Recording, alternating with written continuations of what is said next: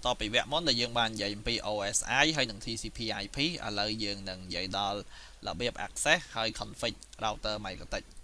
មុននឹងចាប់ផ្ដើមខ្ញុំមាន recommendation មួយចំនួនដូចជា lab setup នៅផ្ទះដើម្បីយើងអាច test ហើយនិង verify លទ្ធផល lab ជាមួយគ្នាព្រោះចាប់ពីឥឡូវទៅមេរៀនយើងខ្លះយើងនឹងមាន lab ហើយយើងនឹងធ្វើជាមួយគ្នាបានសម្រាប់ hardware option វិញគឺមាន3មានដូចជា physical router ដែលយើងអាចប្រើដូចជា series router RB 750GL 951.2N ឬ 951UI/PHND ទាំង3 series ហ្នឹងគឺសុទ្ធតែជា Soho router វាមាន feature គ្រប់គ្រាន់សម្រាប់យើងអាច test មេរៀនយើងទាំងអស់បានគ្រាន់តែថា RB 750GL ហ្នឹងអត់មាន Wi-Fi ទេអញ្ចឹងសម្រាប់ feature Wi-Fi គឺយើង test អត់បានទេបើអ្នកអត់មាន physical router ក៏អាច try ជាមួយ virtualization បានដែរ virtualization យើងអាចប្រើ VMware VirtualBox ឬ GNS3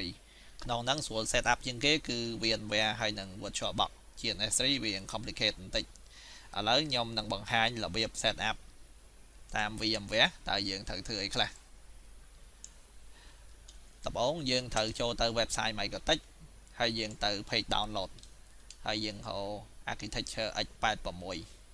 ហើយយើង download CD image របស់វាជា file ISO បន្ទាប់ពីយើង download file ISO ហ្នឹងហើយយើងគ្រាន់តែដាក់វាចូលទៅ VMware ទៅហើយយើង set up វាដូច set up Windows ធម្មតាអញ្ចឹងបើប្រភេទ OS យើងអាចហៅ Adder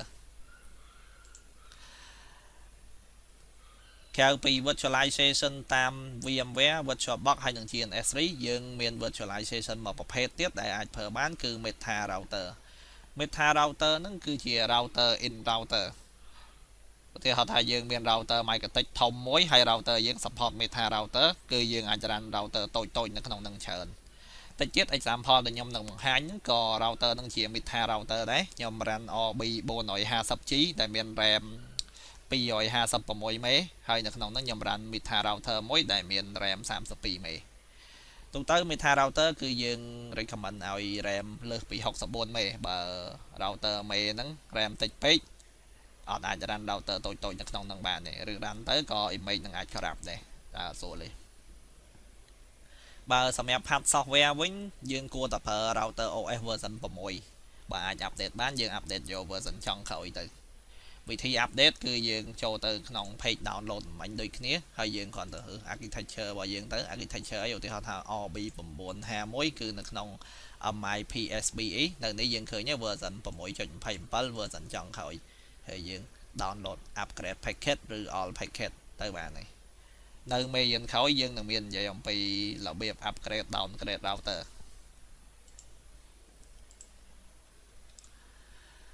យើងក៏ត្រូវការ connection internet ដើម្បី test feature មួយចំនួនដែរដូចជា NTP Network Time Protocol អានឹងជា protocol ដែលយើង synchronize ម៉ោង router យើងជាមួយ server នៅក្រៅអញ្ចឹងយើងត្រូវការ internet ដើម្បី synchronize វាដូចជា NAT NAT Network Address Translation ក៏យើងត្រូវការ internet connection ដែរដើម្បី test ថា NAT យើង NAT បានសម្រេចឬមិនសម្រេចweb proxy ហើយនិង hotspot ក៏ដូចគ្នាដែរយើងត្រូវការ internet connection ដើម្បីឆែកថាតើ web proxy យើងដើរអត់ hotspot យើង login ទៅបើក website បានអត់បើ bandwidth management ពេលដែលយើង test យើងត្រូវការចូលទៅ website ដូចជា speed test ឬ website download មួយចំនួនដើម្បី test speed របស់យើងអញ្ចឹងបើអត់មាន internet យើងពិបាក test តែមក feature ទាំងអស់ហ្នឹងបើយើងឆ្នៃវាបន្តិចយើងអាចនឹង test វាបានក្នុងករណីដែលយើងអត់មាន internetគ្រាន់តែថារបៀបឆ្នៃហ្នឹងវាពិបាកជាងយើងត link internet មួយចូលមកផងអញ្ចឹងខ្ញុំគិតថាគ្នាយើងដែលកំពុងតែមើលវីដេអូហ្នឹងប្រកាសជាមាន internet connection ហើយគឺយើងគ្រាន់តែដក internet connection យើងតចូល router MikroTik ទៅគឺយើងអាចធ្វើ test បានហើយឥឡូវយើងនិយាយអំពីរបៀប access ចូល router MikroTik យើង access តាមវិធីអីខ្លះយើងអាច access តាម graphic user interface ដែលហៅកាត់ថា GUI គឺមាន option 2យើងអាចចូលតាម Winbox ឬ Webfix Winbox គឺ Windows application សម្រាប់យើង remote ចូល router MikroTik បើ Webfix វិញគឺ web interface សម្រាប់យើង remote ទៅ router MikroTik web interface ហ្នឹងគឺវាដូច web interface router ផ្សេងៗអញ្ចឹងយើងគ្រាន់តែ WiFi IP ទៅគឺយើងអាច access បានទេ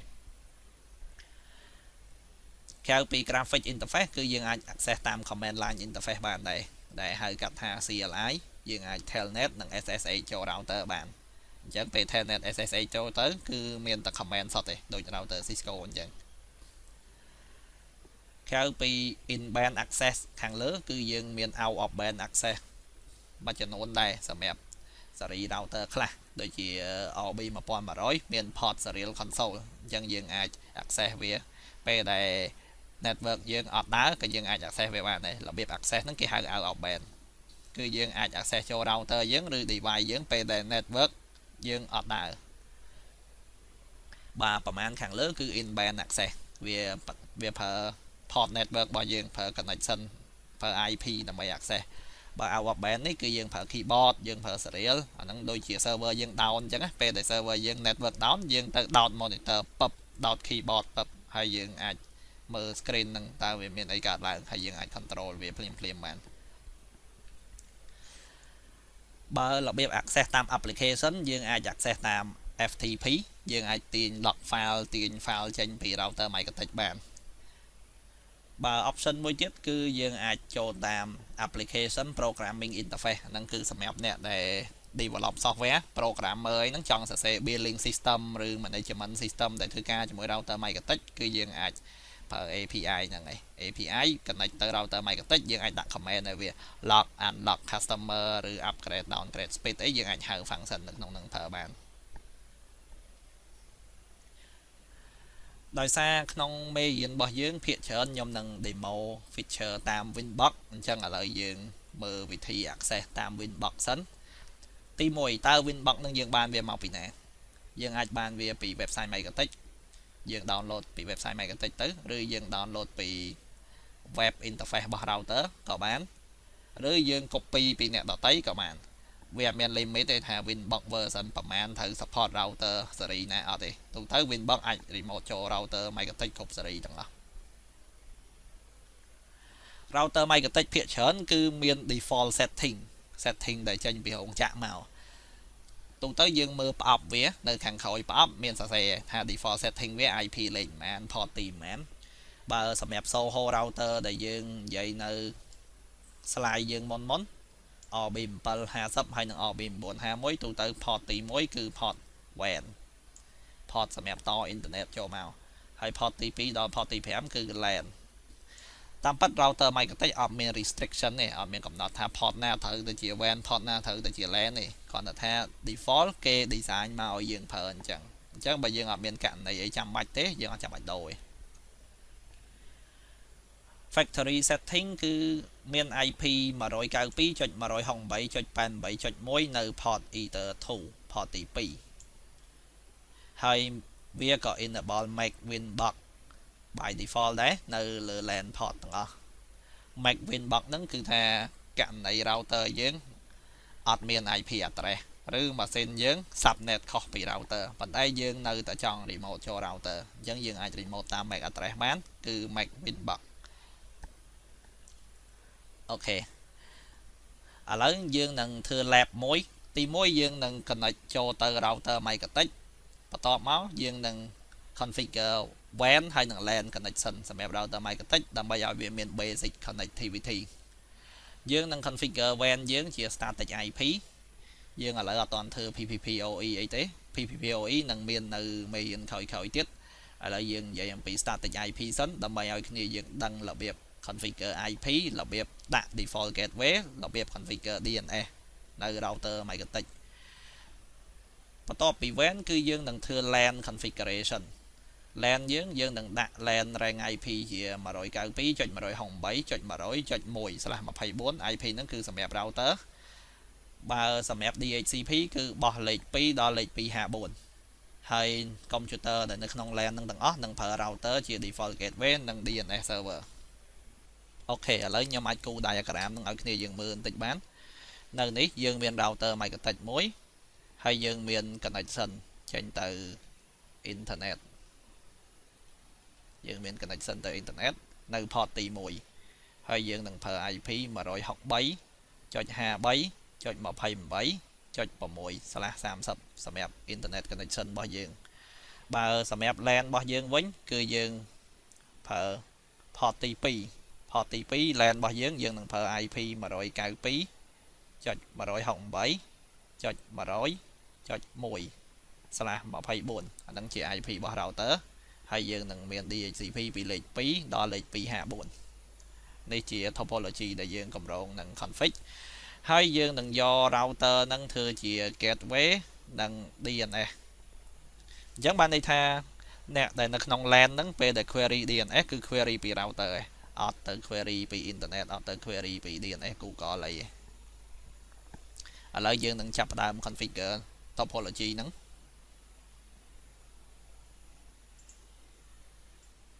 ឥឡូវយើងទៅ download Winbox ពី website Microtech គឺយើងចូលទៅ page download ហើយយើង scroll ចុះមកក្រោមនេះ Winbox version 3.0 នេះ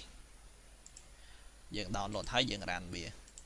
ពេលដែលយើង run វា by default វានឹង scan network យើងហើយវា scan network យើងនឹងមើលឃើញ router ទាំងអស់នៅក្នុង network យើងហើយយើងហៅមើលតើមួយណាជា MAC address របស់ router យើងហៅដោយរបៀបមិនទូទៅ router Microtech មួយជាពិសេស Series Soho គឺវាមាន MAC address នៅខាងក្រោយវាមានបិទនៅក្រោយហ្នឹងអញ្ចឹងយើងគ្រាន់តែមើលលេខ MAC address ទៅមួយណា MAC address របស់យើងហើយយើង select វាទៅហើយយើង connect នេះឥឡូវយើងបាន connect ចូលទៅ router Microtech បាន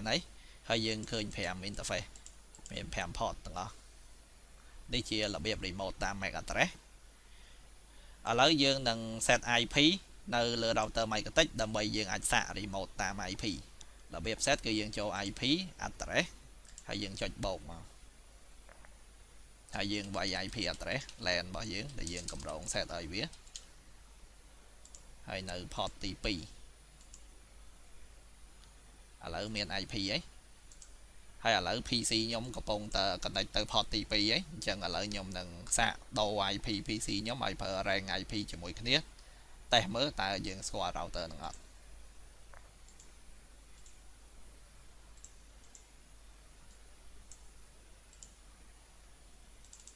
ឥឡូវយើង configure IP អីក៏បានដែរឲ្យតែ range ជាមួយគ្នាហើយអត់ជាន់ហើយ subnet mask default របស់វាមក gateway មិនបាច់ក៏បានដែរព្រោះគោលដៅយើងគឺចង់ remote ចូល router យើងអត់ទាន់មាន internet ទេឥឡូវ set IP ហើយយើងសាក ping router យើងមើលស្គាល់អត់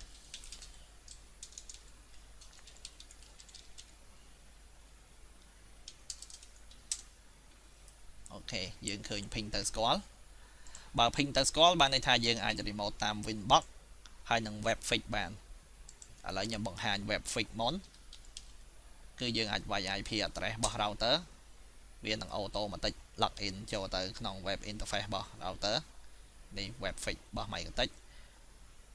interface វាគឺដូច Winbox អញ្ចឹងយើងឃើញ menu ខាងឆ្វេងវាធ្វើឲ្យដូចហ្មងហើយបើយើងចង់ download Winbox ពី web fix ក៏យើងអាច download បានដែរនេះយើងអាច download វា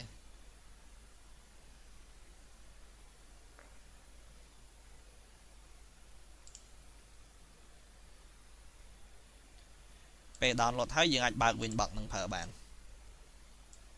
តែ Winbox ដែលមាននៅក្នុង web fix វាជាសេរីចាស់យើងឃើញ interface វារៀងខុសគ្នាជាមួយមិញសេរីចាស់សេរីថ្មីគ្រាន់តែ interface វាខុសគ្នា function វាមិនខុសគ្នាច្រើនមែននេះឥឡូវយើងអាចសាកវាយ IP address Winbox របស់យើងហើយយើង connect ពេល connect ដំបូងវាមានចេញ download អញ្ចឹងនេះឥឡូវ connect បានសម្រាប់គឺយើង connect ទៅ router យើងមិញតាម IP address ហើយយើងមើល setting ដែលយើង config មិញនៅមានដដែលឥឡូវយើងនឹងចាប់ផ្ដើម configure ដំបូងយើងនឹងធ្វើ WAN configuration មុន WAN configuration យើងត្រូវ set static IP ឥឡូវយើងចូលមកកន្លែង IP address ដើម្បីយើង set static IP ហើយយើងវាយ IP មក IP ដែល ISP ឲ្យយើងលេខប៉ុន្មាន 28.6/30 ហើយមិញយើងថា port ទី1 port WAN របស់យើងអញ្ចឹងយើង port ទី1អូខេហើយយើងអាចទៅ test ping បាន ping ដើម្បីដឹងថា link ហ្នឹងដើរអត់យើងចូល tool ping 163.53.28.5 ហេតុអីបានជា ping ទៅ 0.5 ព្រោះទូទៅ ISP ដែលឲ្យជា static IP គឺគេមានឲ្យជា default gateway មកយើងមួយអាហ្នឹងជា gateway ដែលយើងចេញទៅ internet អញ្ចឹងតោះតែ ping default gateway ហ្នឹងដើរបាន internet អាចដើរបានឥឡូវយើង test ping ទៅ default gateway ដើរក្រៅពីរបៀប ping អញ្ចឹងយើងអាច ping តាម command ក៏បានដែរនៅ Winbox បើយើងចង់ប្រើ command line យើងអាចចុះមកកន្លែងនេះ new terminal នេះ command line ហើយយើងចុច new terminal ទៅយើងអាចវាយ command បានដែរអញ្ចឹងយើងអាចវាយ ping 163.53.28.5 នេះ command របស់វាអូខេយើងអាច ping បានបើយើងចង់បង្ហាញ interface ក៏យើងអាចបង្ហាញបានដែរបើយើងអត់ដឹងថា command ហ្នឹងត្រូវប្រើមិនយើងអាចវាយសញ្ញាសួរវាយសញ្ញាសួរវាធ្លាក់មកហើយអញ្ចឹងយើងវាយសញ្ញាសួរយើងមើលតើបើយើងចង់មើល interface យើងត្រូវវាយ command អីនេះយើងត្រូវវាយ command interface ដើម្បីមើល interface configuration អញ្ចឹងឥឡូវយើងសាកវាយ interface ហើយវាអត់ទាន់ចេញអីទេតើយើងត្រូវវាយអីទៀតបន្ទាប់ពី interface យើងចង់មើល interface ប្រភេទអីយើងចង់មើល interface Ethernet នេះអញ្ចឹងយើងវាយ Ethernet វានៅតែអត់ទាន់ចេញអីទៀតអញ្ចឹងបានន័យថា command យើងវាយអត់ទាន់ complete ទេត្រូវវាយអីទៀតអូខេដល់នេះយើងឃើញ interface Ethernet ហើយមាន option របស់វាយើងចង់ find វាយើងចង់ export config ឬយើងចង់ print យើងចង់ monitor ទូទៅ print គឺយើងបង្ហាញដូចជា command show របស់ Cisco អញ្ចឹងយើងសាកវាយ print នេះឥឡូវយើងមើលឃើញ interface យើងមាន5មានវិធីមួយទៀតដែលយើងអាចវាយម្ដងទាំងអស់គឺយើងវាយវាជាប់គ្នាទាំងអស់យើងអត់ចាំបាច់វាយម្ដងមួយ level អញ្ចឹងឥឡូវយើងវាយសញ្ញា slash ដើម្បីចេញទៅក្រៅនេះយើងមើលមិញពេលដែលខ្ញុំវាយ interface វាចូលមក folder interface ពេលយើងវាយ Ethernet វាចូលមក folder interface Ethernet ឥឡូវពេលយើងវាយ slash វាចេញទៅ root វិញបើយើងចង់វាយម្ដងទាំងអស់យើងអាចវាយ interface Ethernet print អញ្ចឹងយើងអាចតាម command នេះគឺអាចវាយទាំងអស់បានដែរបើចង់បាន detail យើងវាយ keyword detail មួយទៀតគឺវា print detail ទាំងអស់ចេញមកឲ្យយើងមើល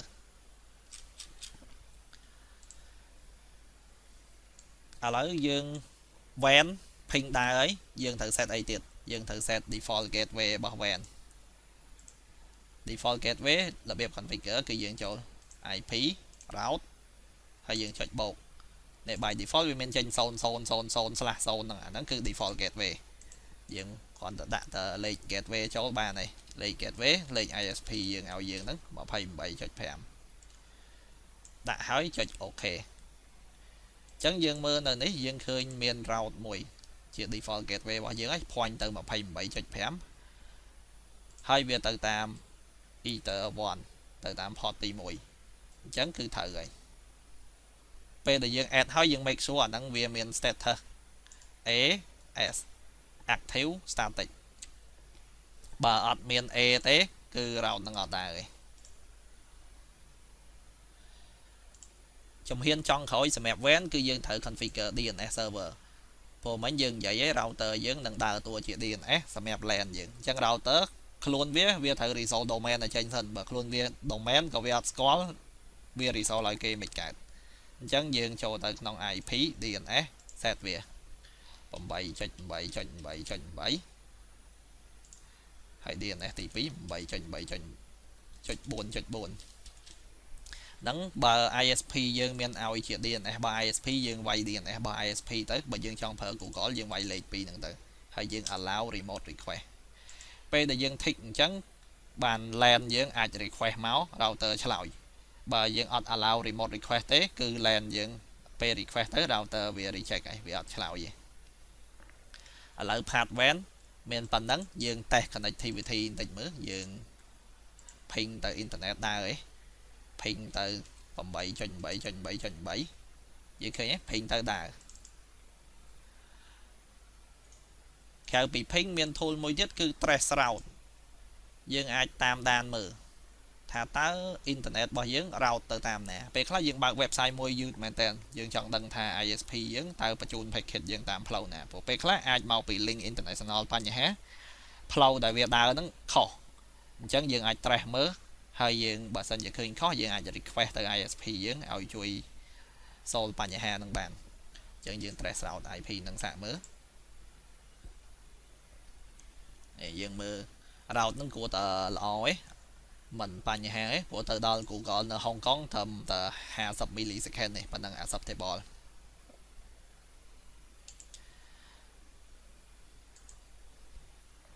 អូខេឥឡូវ WAN យើងដើរហើយយើងមក configure LAN ម្ដង LAN យើងត្រូវធ្វើអីខ្លះមិញ router IP យើងធ្វើហើយអី DHCP pool យើងអត់ទាន់ធ្វើអញ្ចឹងឥឡូវយើងនឹងធ្វើ DHCP pool ឲ្យ router យើងបោះ DHCP របៀប configure គឺយើងចូល IP DHCP server នៅកន្លែងនេះ DHCP យើងចុចបោកហើយយើងចង់ឲ្យ DHCP យើងដើរនៅលើ interface ណា interface មួយណា interface LAN យើង Ethernet 2 interface port ទី2អញ្ចឹងយើង ether 2ហើយនៅនេះវាមាន address pool យើងអត់ទាន់បង្កើត pool ទេនេះដូច្នេះយើងអត់អាច select បានទេអញ្ចឹងឥឡូវយើងត្រូវទៅបង្កើត pool គឺ IP ដែលយើងចង់បោះឲ្យគេរបៀបបង្កើត pool យើងចូល IP pool ហើយយើងចុចបោកហើយនេះយើងដាក់ឈ្មោះឲ្យវាមួយមកយើងដាក់ថា LAN នេះមកនឹង pool LAN របស់យើងហើយយើងដាក់ IP មក 192.168.100.2 រហូតដល់ 192.168.100.254 យើងអាចប្រើសញ្ញា trace សម្រាប់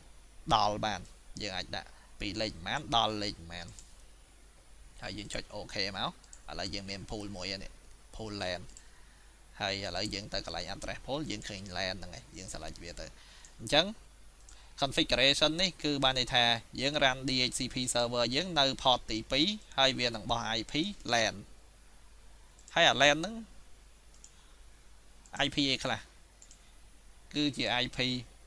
100.2 ដល់ 100.254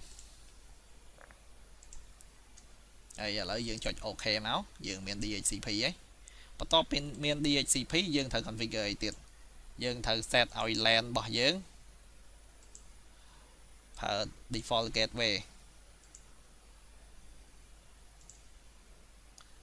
gateway IP លេខ router ហើយ DNS server ក៏ IP លេខ router អាហ្នឹង set នៅណាយើងអាច set នៅនេះយើងចូលមក DHCP tab ទី2 network ហើយយើងវាយមក rank LAN របស់យើង 100.0/24 អាហ្នឹងយើងកំណត់ណាថាបើសិនជា user មកពី rank មួយនេះយើងឲ្យប្រើ gateway លេខប៉ុន្មាន gateway IP router យើង DNS server IP router យើងអូខេឥឡូវយើង test ដូរ setting computer យើងឲ្យទៅជា obtain IP វិញឲ្យវាចាប់ IP ពី router ពី DHCP server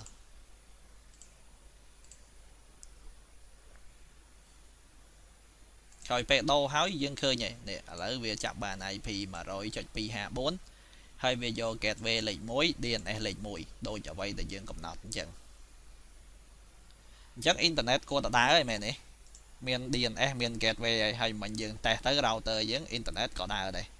អញ្ចឹងឥឡូវយើង test មើលអ៊ីនធឺណិតដើរអត់ទូទៅអ៊ីនធឺណិតដើរមិនដើរ ping google.com ដែរអត់ដើរសាកបើក web បើកចេញឯង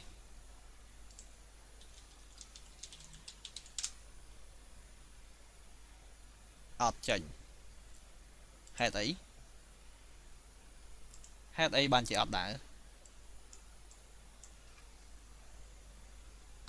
នៅមេរៀនមុនខ្ញុំមាននិយាយមែនទេថា private IP បើយើងចង់ឡើងអ៊ីនធឺណិតយើងត្រូវការធ្វើអីគេយើងត្រូវការធ្វើ NAT NAT អញ្ចឹងមិញយើងអត់បានធ្វើ NAT ទេមែនទេអញ្ចឹងបានវាអត់ដើរអញ្ចឹងឥឡូវយើងត្រូវធ្វើ NAT ធ្វើនៅណាយើងត្រូវ remote ចូល router យើងម្ដងទៀត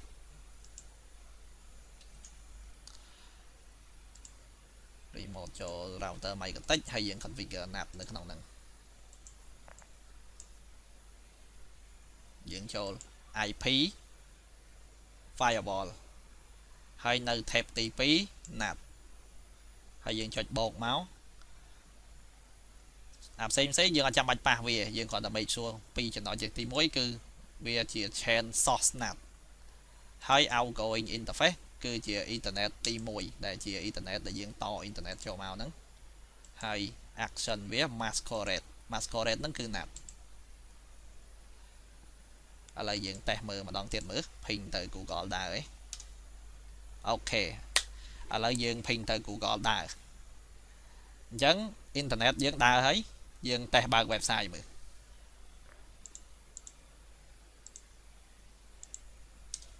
បើក Google ដែរហើយតែបើក website ផ្សេងទៀតមើល Facebook ដែរហើយយើងទៅឆែក IP what is my IP អូខេចេញមក IP របស់យើងនេះ 163.53.23.26 IP ដែលយើង set មិញហ្នឹងអញ្ចឹងអ៊ីនធឺណិតរបស់យើងដើរហើយ configuration យើងបានសម្រេចហើយមេថ្ងៃហ្នឹងដល់ត្រឹមហ្នឹងវគ្គក្រោយយើងនឹងបន្តទៀតនិយាយអំពីរបៀបយើង upgrade downgrade package នៅ router MikroTik